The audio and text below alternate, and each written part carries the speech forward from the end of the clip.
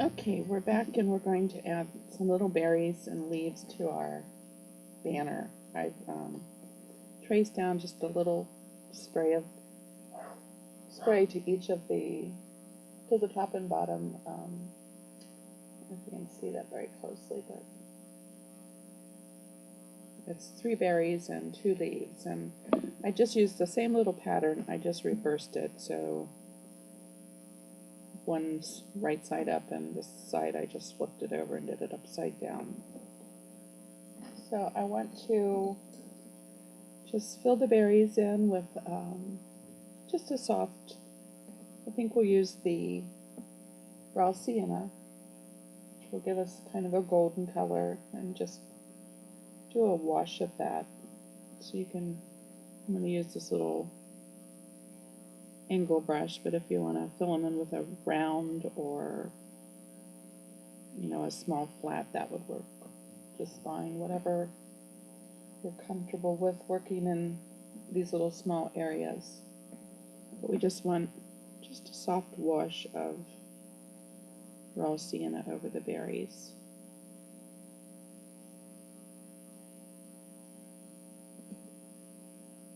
And we're going to do all the same way.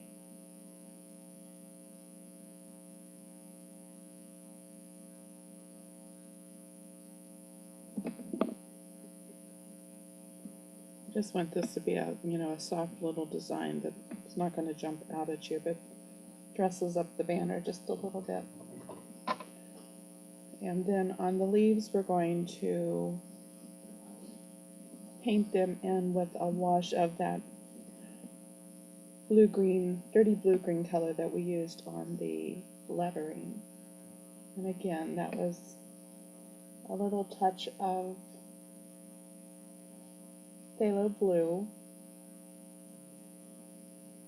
And we're going to tone that down with a touch of the raw umber. And that raw umber has enough yellow in it that it makes that blue turn a little bit to the green side.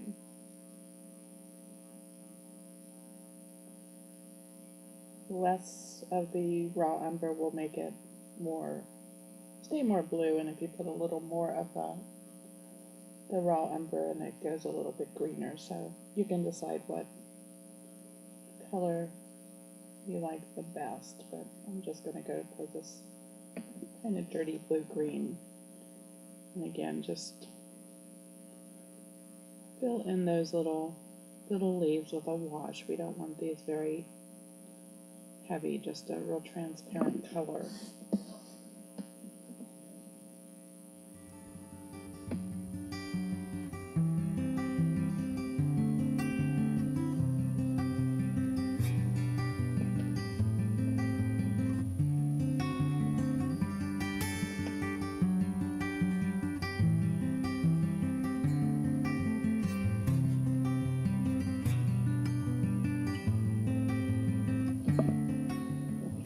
Dirty something on my board that's picking up, so put that off.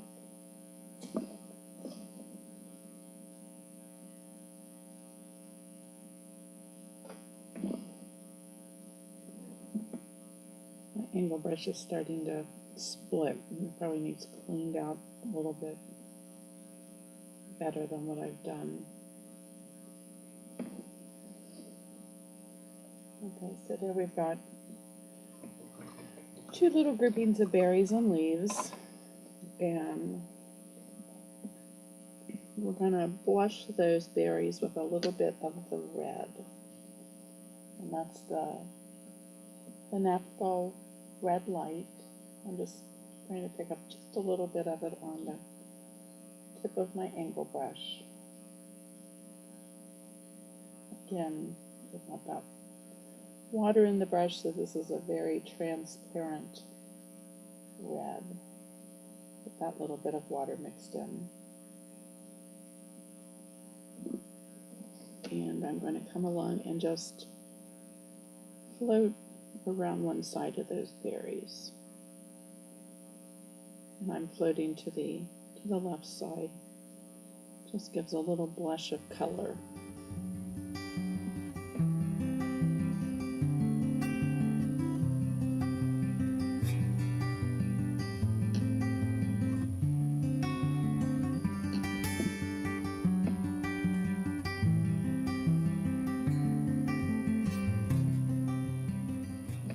Yeah, up an edge with the clean end of my brush.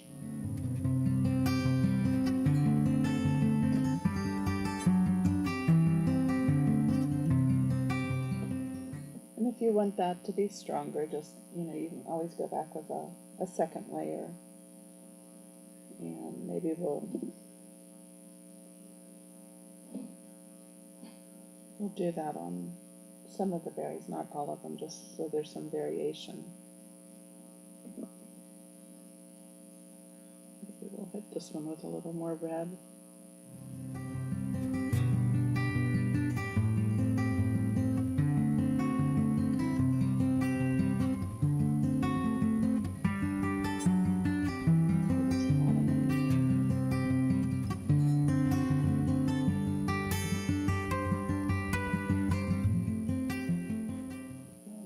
A little more red.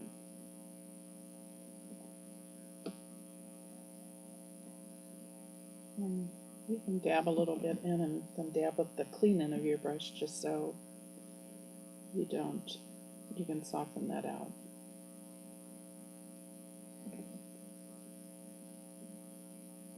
So there we go. They're not all exactly the same now. And on the leaves, let's float just a little bit of the raw umber along the one edge to give it a little bit of a shading. Too much water in my brush.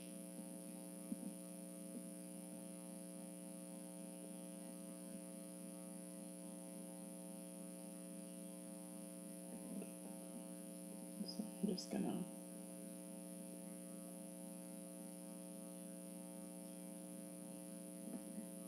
add a little bit of a float along one side.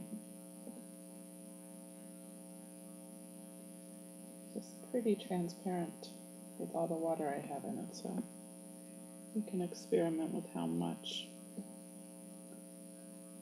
to add.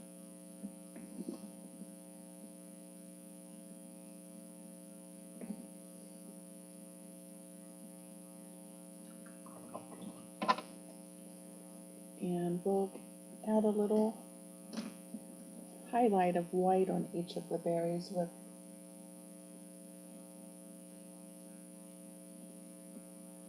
a dot of white. Dots work much better when you have fresh paint, so I'm just going to use the tip of this little fine liner brush. I find with liner brushes I can control the size of my dots a little more easily. So I'm just going to add a touch down and make a white dot in the upper right of each of those berries.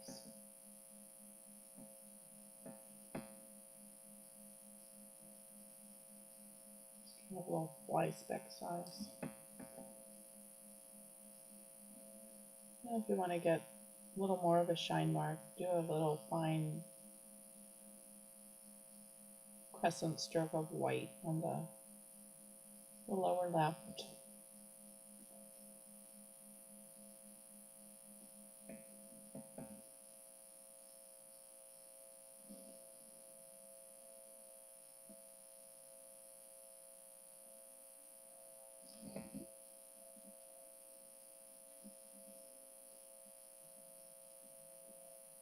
And then I'm going to outline the leaves and add a little vein line in the center of the leaf with some raw umber.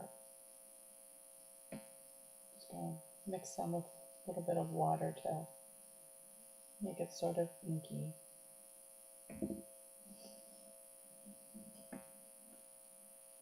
And I'll just come along real finely and outline those leaves. You can make some little curves in them if you like.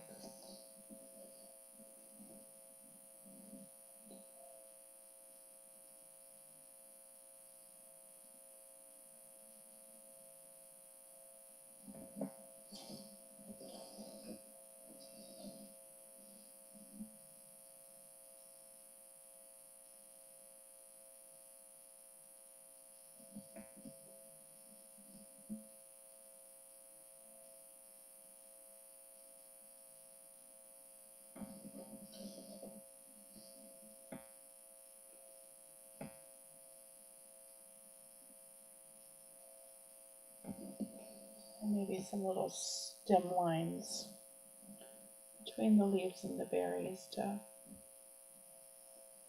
make them look a little connected.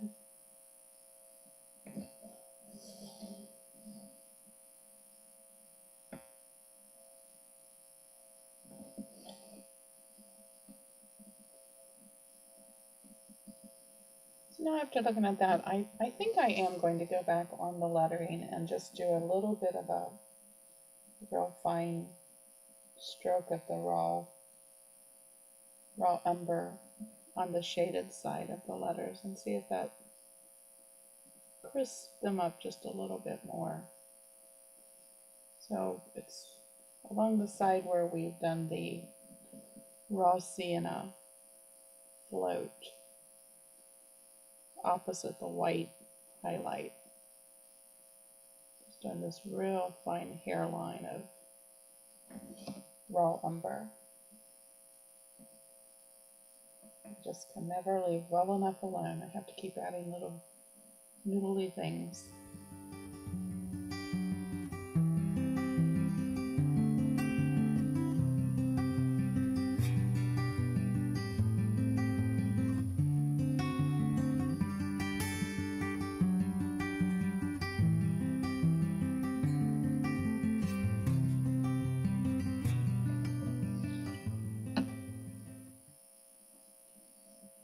And that kind of balances out the little bit of outlining that we did on the berries and the leaves.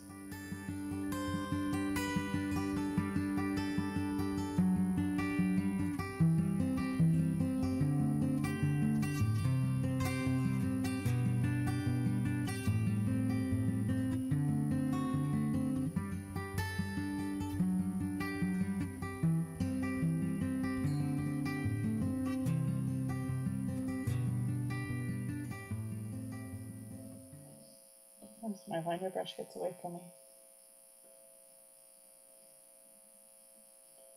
Again, keep that paint real inky so it stays very fine.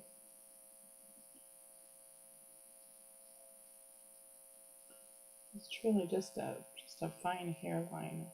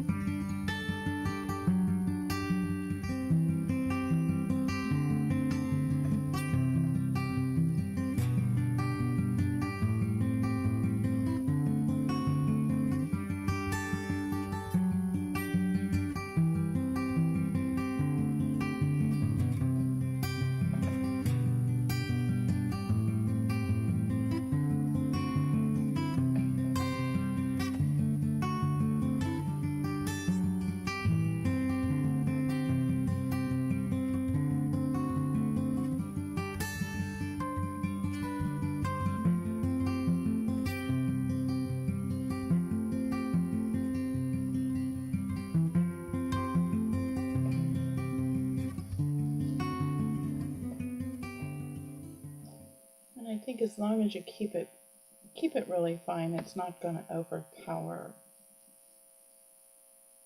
the design. If you start getting really heavy, dark strokes of raw umber, it would really pull your eye to those. But if you can keep them very, very fine, very, just, like I said, just a hairline. It just gives a little bit of crispness to the letters without pulling your eye too much.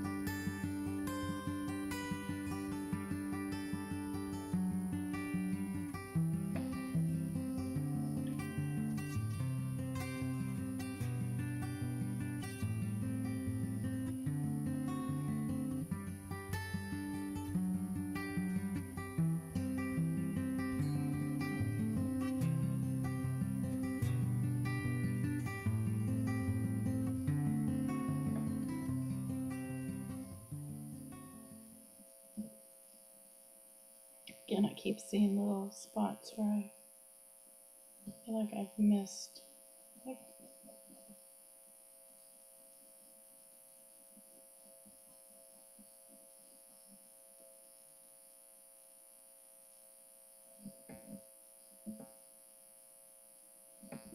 soften that end point. Let's see. And I see one little spot here. I drag my brown line a little too much into that opening, so I'm going to soften that back with some white so it doesn't look connected. So I think that finishes up the banner, and I think, let's see, we were going to do, you can see the banner on the board now, and it, you know, I think it's a nice complement, you know, that just the lettering's not too overpowering for the basket of pears. But we've pulled all the colors in up here, and it, you know, coordinates with that and looks real nice with the lace border at the bottom. So the last thing I was going to do was add a little stronger highlight here on the basket. So to do that, I'm going to dry brush. I don't want anything too overpowering, so I think I'm going to use a little bit of the raw sienna, which is our honey gold color, and a touch of white to lighten that down as a starting point. And I'm brush mixing that together on my palette. You want to make sure you don't have any clumps of paint in your brush, so I'm going to brush some of that off on a paper towel so we don't have too much residue. And then scrub in some highlight right here, I think on these two weaves of the basket, and a little bit here up on the rim.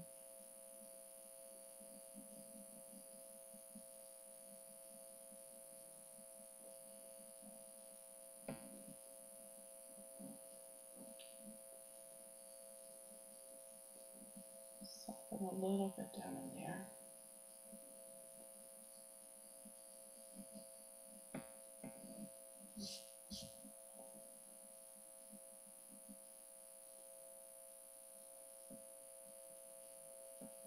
A little bit more white, so I'm just try to really softly drag some white in that dirty brush.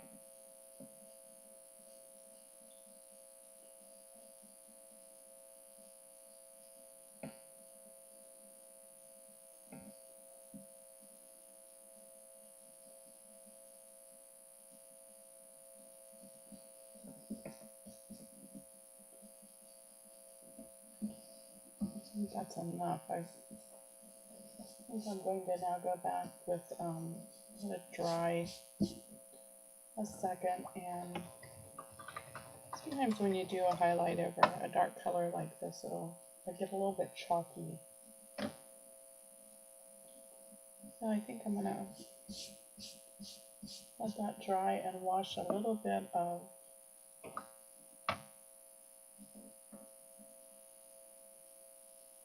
the raw sienna and maybe a little bit of the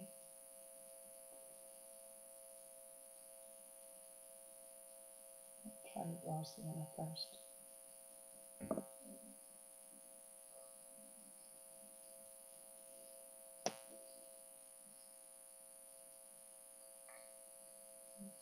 Of our faux finish medium. I want that to be very transparent.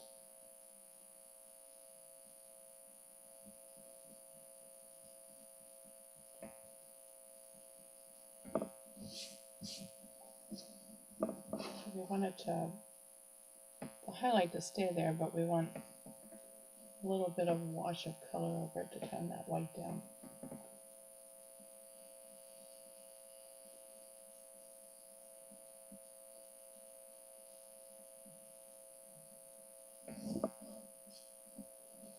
And this is what I mean when I talk about the fact that I tend to go back and forth with layers over and over.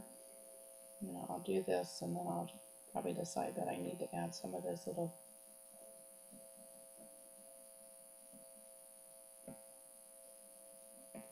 dark shadow wood grains back in.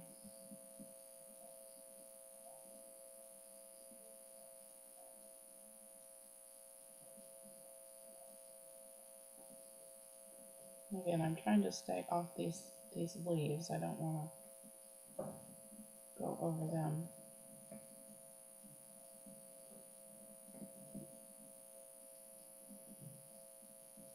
But I don't know. I think that might be it.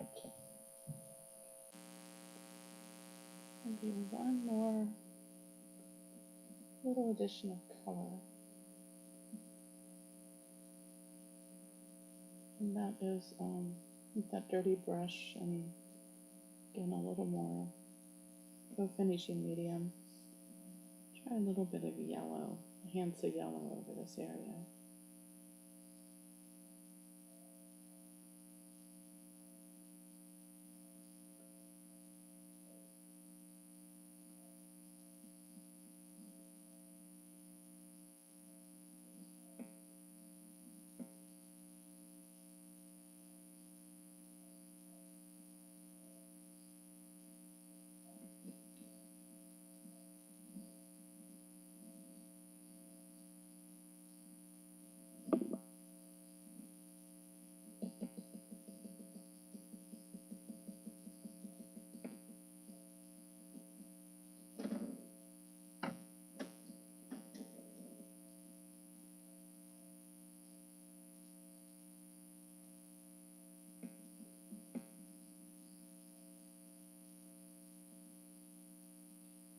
Go back in a little bit of my dark browns.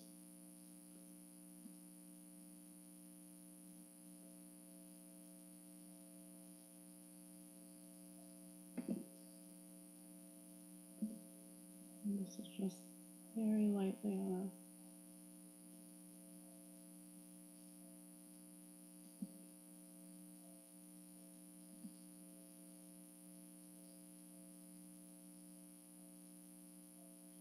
an angle brush, just kind of a wash of color.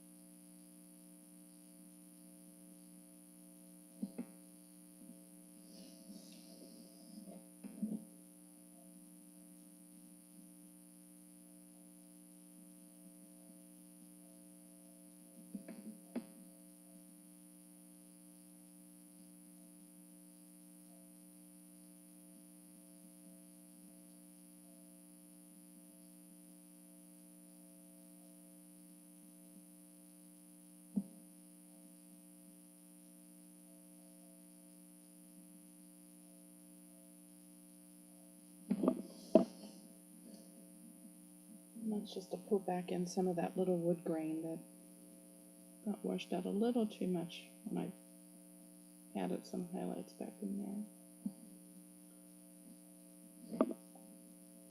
But those are coming back out enough that they're not too dark, but they still show up.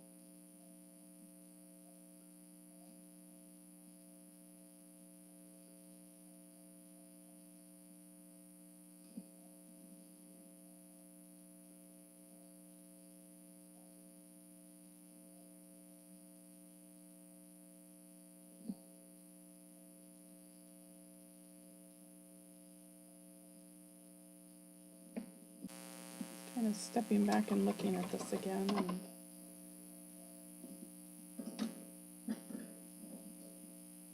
one last little refinement on that area that we just worked over, and that I want to help these little rivets that we put in. I think they could be have the highlight reinforced a little bit. And just very lightly, again, just this fine hairline of a white outline on the right side to bring them out.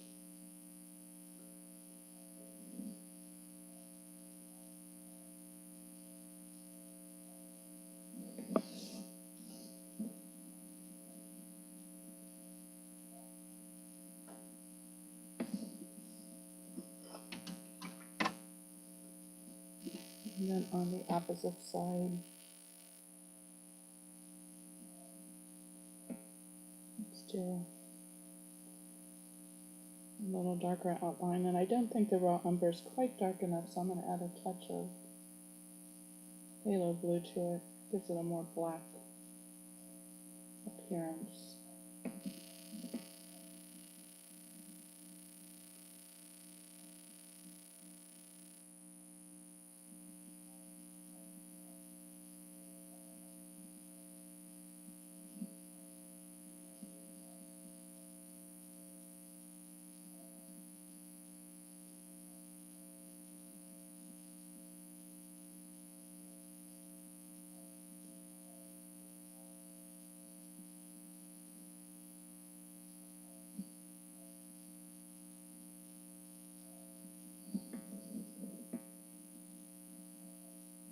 And you'll notice as I went into these more shaded areas, I didn't add the white highlights, and I am adding the little black line, but I think the white highlight would be just too much in those really dark areas. And sometimes if you touch them with your finger while they're still just slightly damp, it'll soften them down. So I think I'm pretty happy with this now, so I think we're going to call this one finished, and I would finish it off by adding 2 or 3 coats of I like a matte finish brush-on varnish. So I usually use the DecoArt Dura Clear Matte Varnish. Traditions does have a varnish, but it's semi-gloss, and you can get it to be a matte if you add several coats and then steel wool it down, but I'm too lazy to do that, so I just would rather start with a matte varnish. So I'll add probably at least 2 coats of DecoArt Dura Clear Matte to the banner and the sign, the little ribbon banner and the sign. And then I will attach the banner to the board with some black craft wire. I usually use the 19 gauge wire.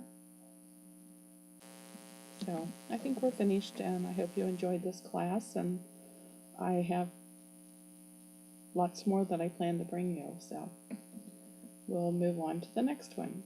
If you have any questions, just send me an email or post something in one of the forums for the class. And, I'm always around, so I'll try to answer any questions that you have, or, feel free to call me. I, work from home, so I'm here most of the time. So I thank you for taking this journey with me, and I'll be in touch with you later. Thank you.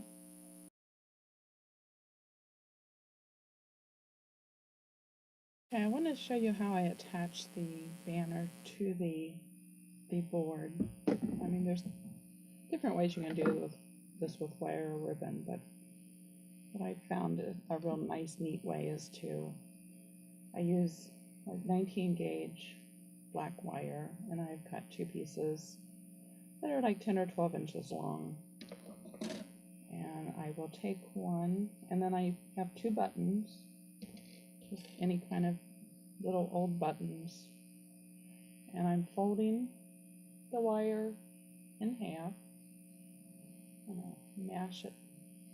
Don't want a real tight bottom curve, but you want it fairly close. And then I take it and I'm running one side of the wire through each of these buttonholes.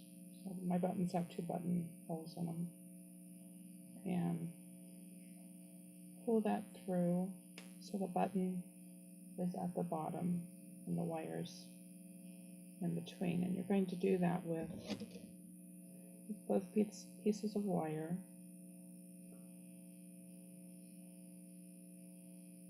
You know, it doesn't have to be exactly halfway, but just somewhere close.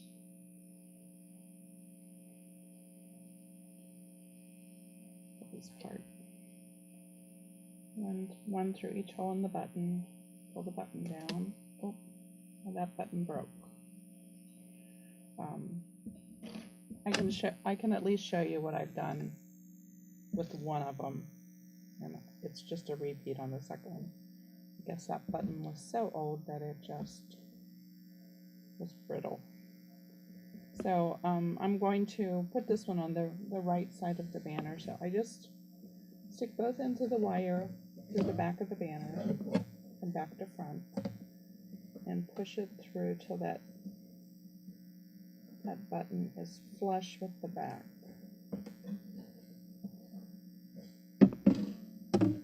And then you can push down with it here on a flat surface.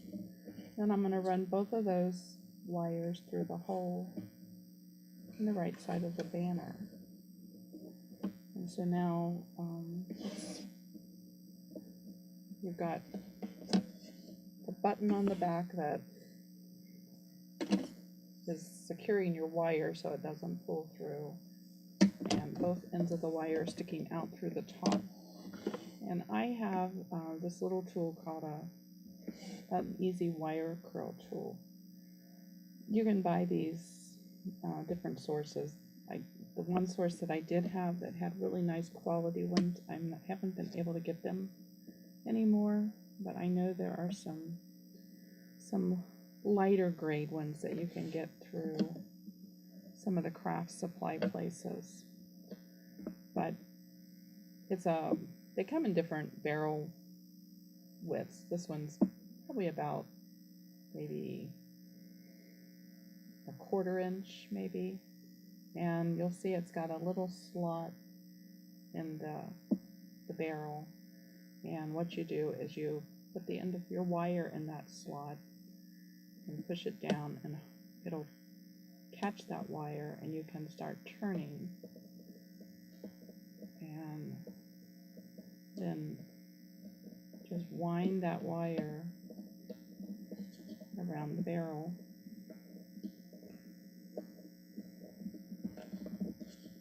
And I'm not going to pull this one too tight, but it gives you a nice little curl of wire. Now I'm going to repeat the same thing on the second one. Now if I can get it into the slot. And again, just start rolling that barrel, and the wire twist around the barrel.